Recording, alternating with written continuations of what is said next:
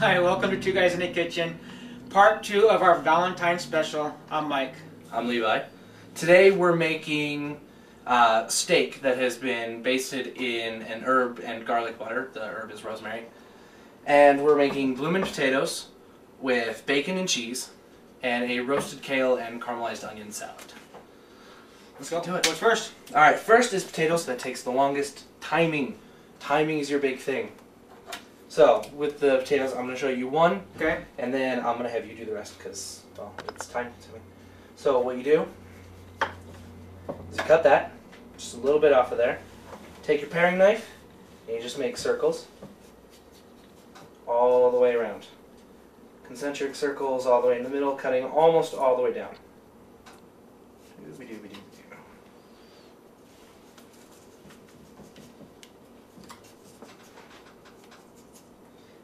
This is my favorite part. Then take your thumb and you put it on the bottom right here in the center.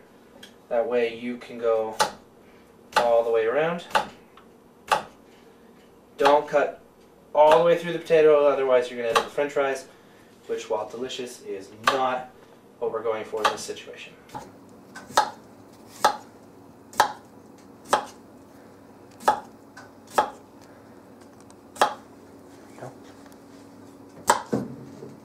Makes them a little more even. And then you end up with that kind of bloomin' potato sort of look. Cool. Like that. You're going to put them here, brush them with olive oil, sprinkle some salt, throw them into a 425-degree oven for 30 minutes. Okay. Sprinkle more oil, a little more salt, and then 30 more minutes. They get kind of a steak fry consistency. Okay. They're delicious. Alright, so next is the caramelized onions. Truly caramelizing onions takes a really long time on a much lower temperature than you'd think. Most people cook their onions, their caramelized onions, on medium-high heat until they just get a little brown. What we're doing is we're going to cook it on, we preheated the cast iron to medium heat and turned it down to about medium-low. That lid is hot, so I'm going to do this. That would have been smarter. So what I'm going to do, take the very hot thing, woo! Being careful of that, take the onions, this is a stinky bowl,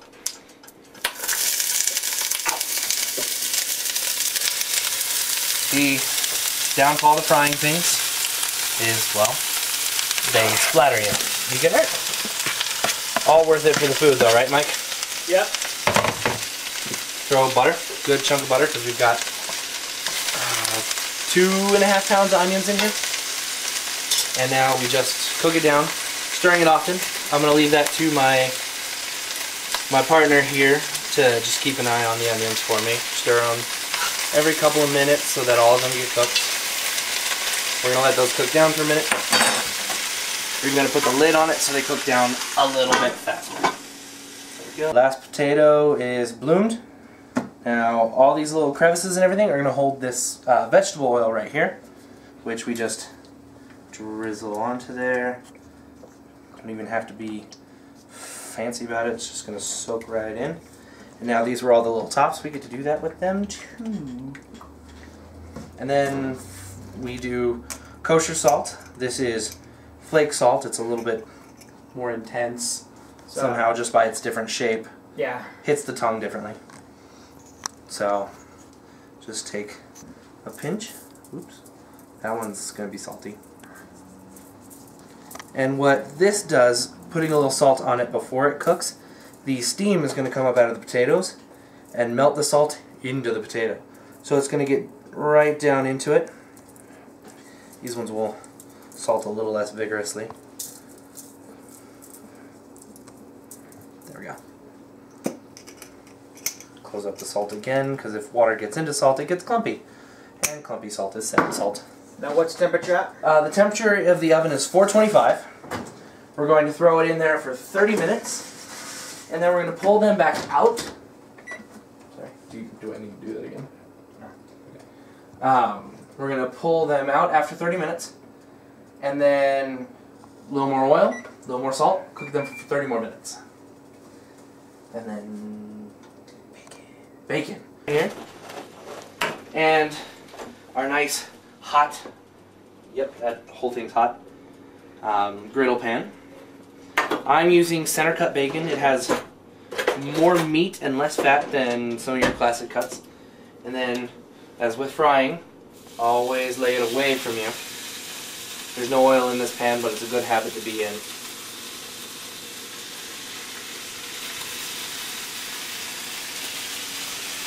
Isn't that just a wonderful sound? I love that sound.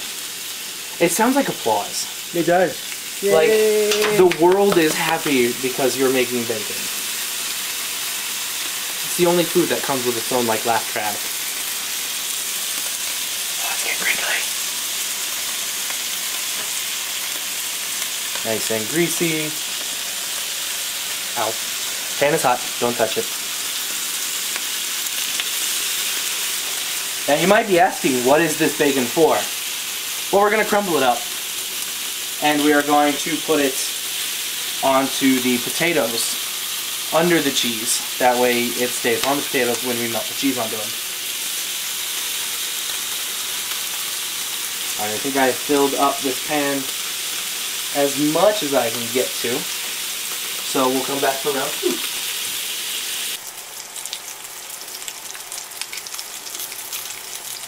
Bacon, meat, and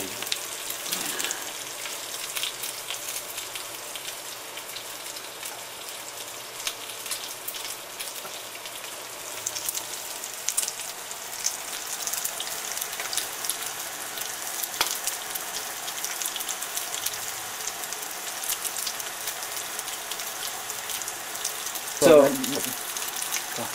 all right, what we're doing here is it started collecting a lot of water in the bottom of it, so we're going to boil that off, because when it comes to caramelizing, you don't want a ton of water in there. Just a little. If you're cooking most of the water out, concentrating the sugars, they're going to turn this nice dark brown by the end of all this. If you want to, you can dump your liquid out. That's why I took the lid off, turned up the heat. And I'm actually going to turn it back down to medium. Cast iron holds a lot of heat. If you don't have cast iron, keep it on high until the water's gone.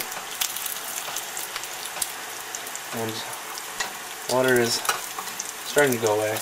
I'm going to siphon some of that off in a minute. Really easy, just scoop it out with a spoon. Okay, so our onions have caramelized nicely. Do you see that nice dark golden brown color? They will get darker the longer you cook them. I'm going to turn that up a little bit more.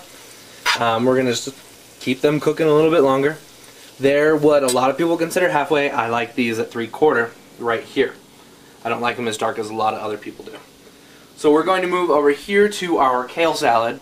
Here's our kale salad, or our kale that's going to be the kale salad. Yes, I know I'm saying okay, shut up. I dress it with vegetable oil or olive oil.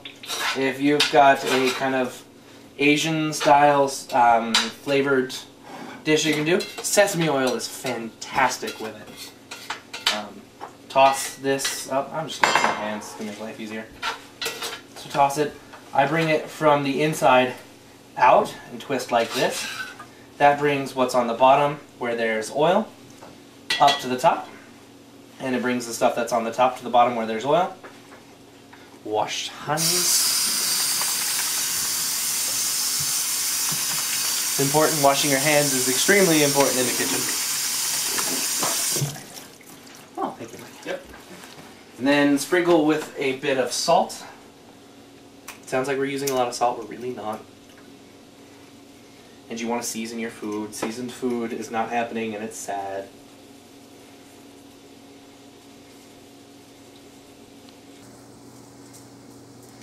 And there's that. Into the oven at 250 degrees for 20 minutes. So potatoes are ready to come out for their first one. Look at all that delicious right there. As a matter of fact, I think those little ones right here are done, so we're going to take those off real quick. Ooh, they went fluffy. I've not actually done this part before. You got to be here for a two guys experiment. Alright, so these have cooked for 30 minutes. Gonna do a little more oil and a little more salt. Now I try to do salt from high up so it'll bounce and spread more evenly.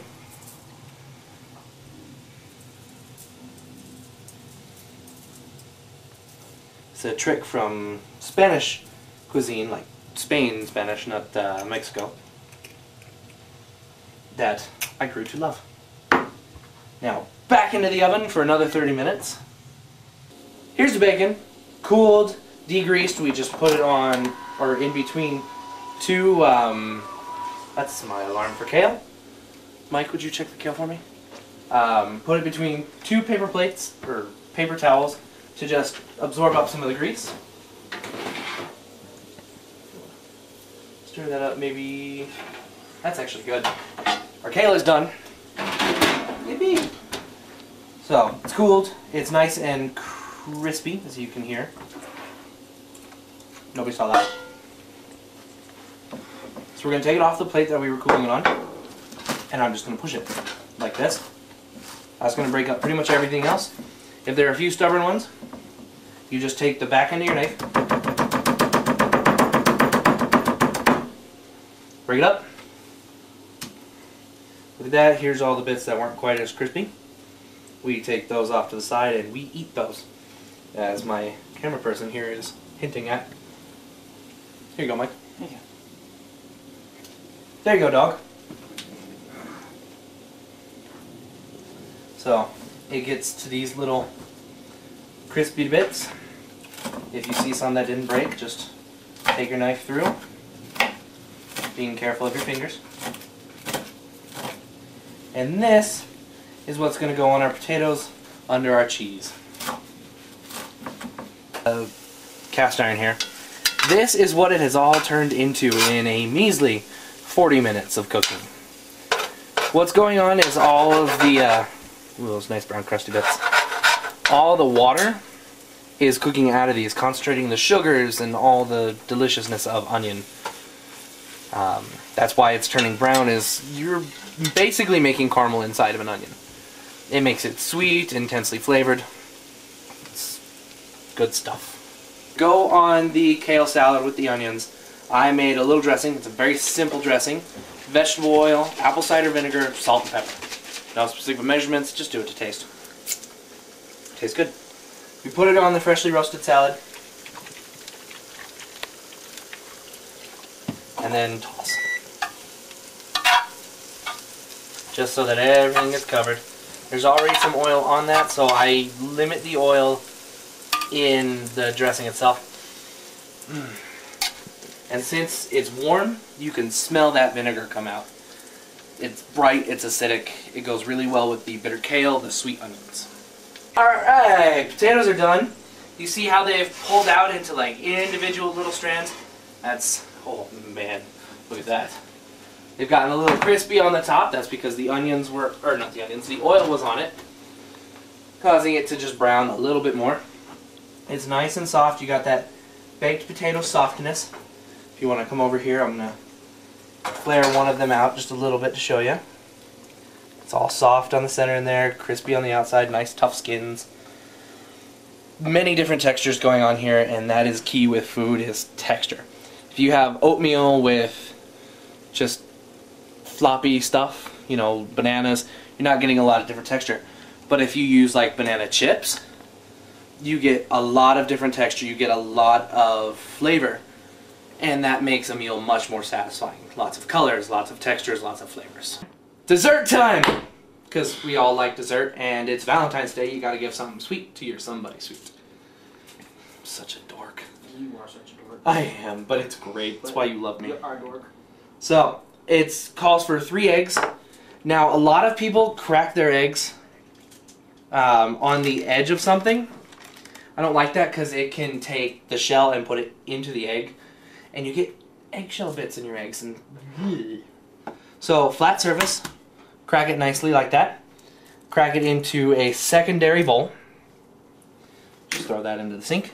There you go. You can inspect for any shells. Do we have any shells in here? No shells. We're good to go. So there's our 3 eggs in there. I'm gonna mix them up just a little bit.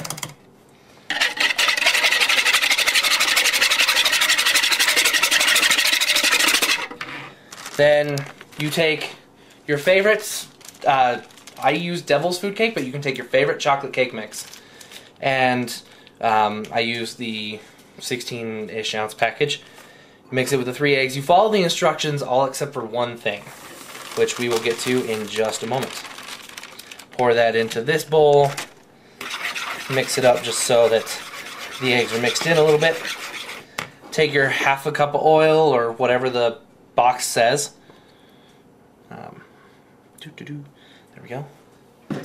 Mix that in a little bit. I mix each ingredient in as it goes.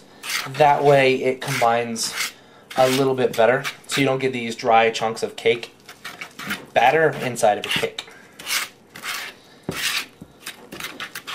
And then this is the interesting part. It normally calls for a cup of regular plain Jane milk. I'm using chocolate milk. It's just going to make this chocolate strawberries and cream cake just all the more intensely chocolatey. So pour that in. Make sure you got all the chocolate. Yes, you did. Because you rock, Levi. Mike's making fun of me. I'm making potatoes. And he's making potatoes. So they're looking good, Mike. Sweating so bad over these. Well, you grew them. Then we just keep mixing and mixing. Make sure you scrape the sides. It gives you all your delicious chocolatey cake batter. And then, do you have cooking spray? No. Don't burn you. Don't burn you. No, no. You don't have cooking spray? I got butter. Okay, I've got some butter right here. So, don't say so, Levi. Let's do this one. We're gonna take our softened butter here. Dooby-dooby-doo. May I have a paper towel? Everything's better in butter, even me. So, you just take it and you smear it. Get it all up in the corners. You want to do this because you don't want your cake to stick. Because this is kind of like it is a tres leches cake, but it's chocolate instead of the classic just kind of vanilla sponge cake. Classic tres leches, delicious. Chocolate strawberry filled tres leches, well, even more delicious.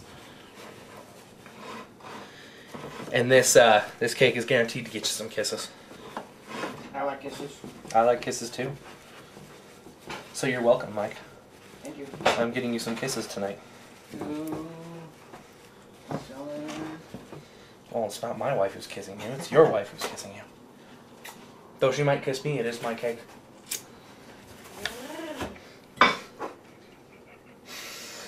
Pour the batter in there. Make sure it's pretty well evenly covered. And just pour your batter in. Now I totally forgot a very important step. We make mistakes here. Strawberries, freeze-dried, delicious. I can only seem to find them 2 places where I'm at right now. The internet, you can get everything at the internet. And a store that I can't really mention because, well, we're not endorsed by them. But it's Bartering Joseph's, if you guys can figure that out. That was a good one. Thank you. I'm going to start the steaks while you're doing that. Okay. He's going to start steaks, which is awesome. He's better at steaks than I am. I love to eat steak. I know how to cook steak. I haven't perfected it quite yet. He's had more experience with it than I have. So I'm trusting his ability. Alright. Strawberries are mixed in nicely. You can use fresh strawberries if you want. I like the idea of the freeze-dried ones because we're going to pour a 3 milks mixture on the top of this. which will soak in and soak into the strawberries, re-plumping them in the cake. Which, well, is awesome. All that's on the steaks right now are salt and pepper. I have them on a hot griddle. I'm going to cook them for about a minute and a half on each side. As you can see, they're about ½ inch thick. You don't want to cook them the standard 5 minutes per side for a steak, per inch, per steak. It's about a minute and a half.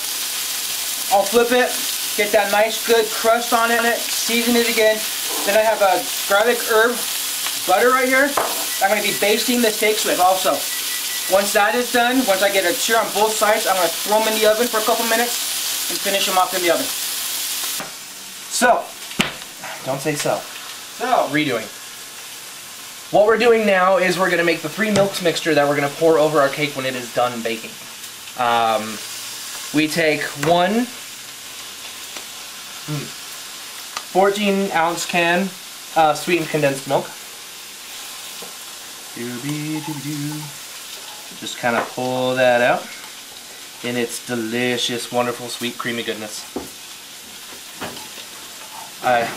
My cameraman here has been just kind of dipping her finger onto the lid here, which is covered in this stuff. She would go do it again. See, there it is. And then we're going to do, I have to get my cup measure back. Oh, there you are. You followed me. Just rinsing out because I used it for oil a moment ago. The pan this way. This is evaporated milk. I need 3/4 of a cup of it. The reason it's called a tres leches cake is there's 3 milks, which tres leches is Spanish for 3 milks. So here's 2 so far. We have our evaporated milk and our condensed milk. I'm just going to combine those real quick. That way it's not harder to do when I add our next milk, which is half and half. This is not a low-fat cake. If you ever eat or see low-fat cake, you should burn it because it is an abomination. It's a monster, much like Frankenstein. And then here is our half and half. But my cameraman's laughing. Probably at me. And I don't remember, I need 3/4 of a cup of the half and half as well.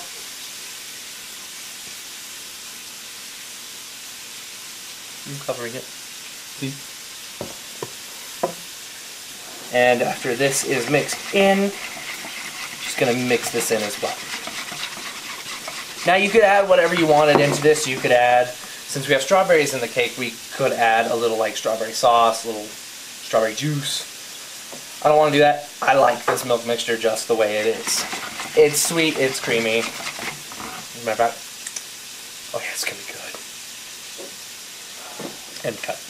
2, 1. We covered, it's hot in there. It's hot in there. We covered the potatoes in bacon, which you can see under the cheese here. And then we covered it in cheese. We're going to put it into the oven to melt for 5 minutes. That way it gets all melty and delicious. I'm gonna move some of this that fell back onto potatoes. Because what's sadder than cheese you don't get to eat? oh no, that's fried cheese. You eat it anyway. True. But I want more cheese on my potatoes. Because I like cheese. I'm a cheesy guy. Oh, do that again. That's You alright. just open the door and check. Oh, okay. I like cheese on my potatoes because I'm a cheesy guy. Don't. 2, 1. So, our steaks are done now. Can't say so. So, restart. Okay, I'm taking it out. 5, 4, 3, 2, 1. now that our steaks are done, they've been in the oven for about 5 minutes. There's a simple way to test for steak. If you're grilling it, pan frying it, in the oven, on the stove, whatever, you have your hand right here. Okay? If you feel between your thumb and your forefinger, right there, that is going to be rare. It's blue steak. Okay? Blue steak. 2 seconds on each side, you're done. Okay? Letting it look at the oven in fear. Yeah. Make a kind of a fist. Fill it again. That's your medium rare. Okay? Make a tighter fist, just a little bit tighter. That's your medium, and a really tight fist, that's your well done.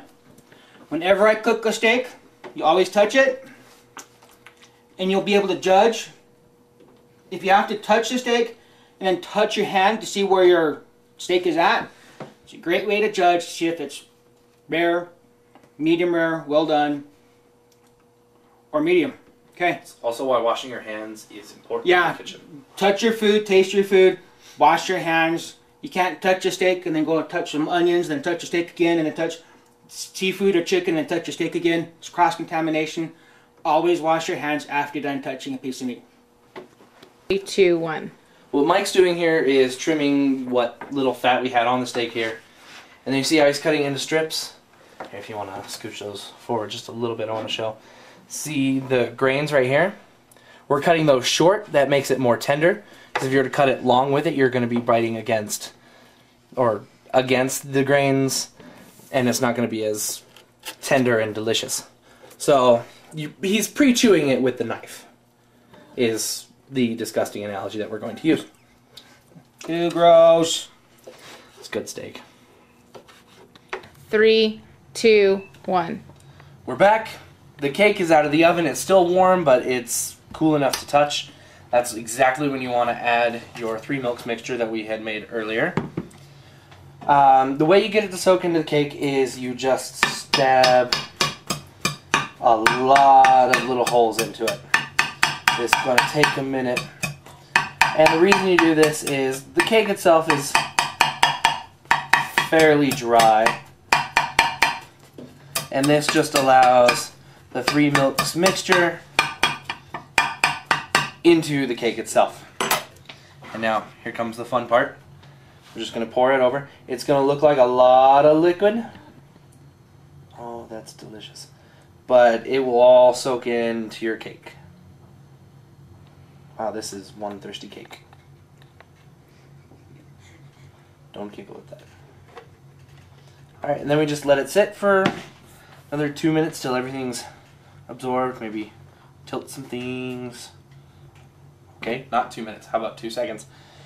It's in there, it's soaked. 5 minutes, it's ready to eat. We're going to make our whipped cream now. So I'm going to move it. 5, 4, 3, 2, 1. Heavy whipping cream. Not going to show you whose it is. We're dying. Blooper! I don't even know what that is.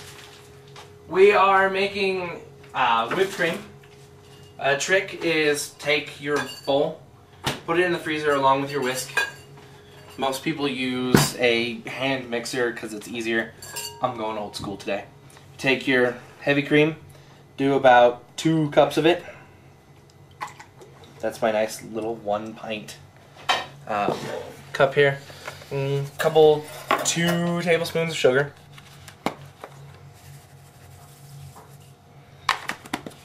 And I do a capful, or about half a capful, depending on what my hands decide to do, of vanilla extract.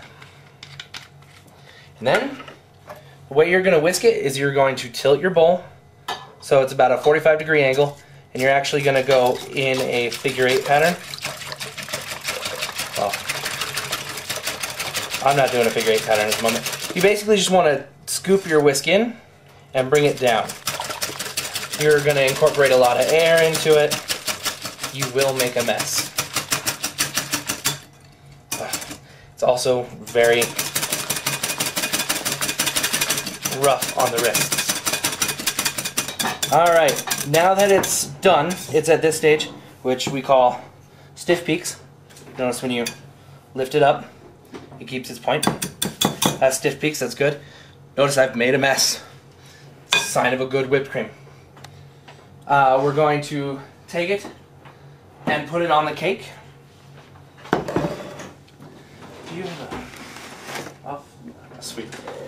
Do a little spatula. Just scoop some out. And spread a little bit. Scoop a fair chunk of it out. And this is why I hand whip it, because I've discovered a lot of machines tend to add really big air bubbles into it. Whereas this is just this nice, smooth, flat, creamy whipped cream. Really good just on plain strawberries, chocolate, your significant other. That's where the kisses come in. That's where the kisses come in. Our wives are looking at us like we're idiots. I'm realizing my mother watches this video. I'm gonna get a call. She's going to agree with me and it's gonna freak me out. Alright. Just spread it nice and even over the cake. Look how pretty that is.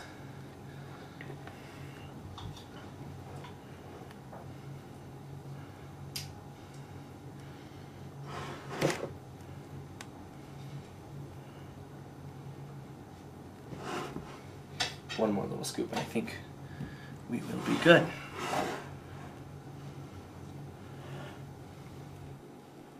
And that is your chocolate strawberries and cream cake.